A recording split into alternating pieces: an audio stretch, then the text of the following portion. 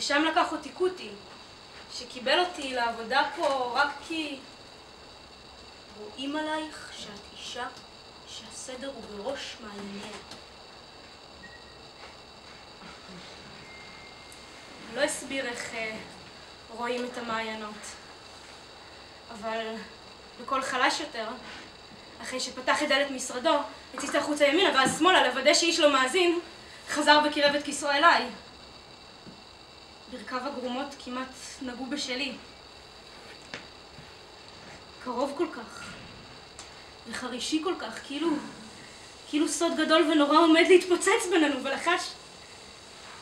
הם מנסים לדחוף לי את האחיינית של סמנכ"ל הכספים לג'וב הזה. אני חייב להכניס מישהי בדחיפות, מתי תוכלי להתחיל?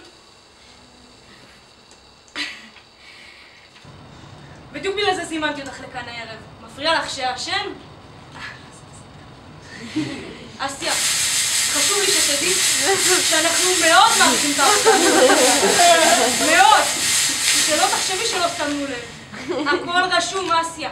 לך יש את התיקים שלך בארכיב, ולנו את התיקים שלנו למעלה.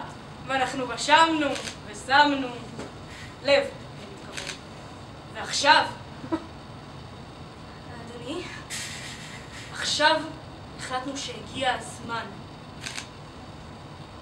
אדוני, הזמן שלך. שלי? לנסוע לקונסוליה.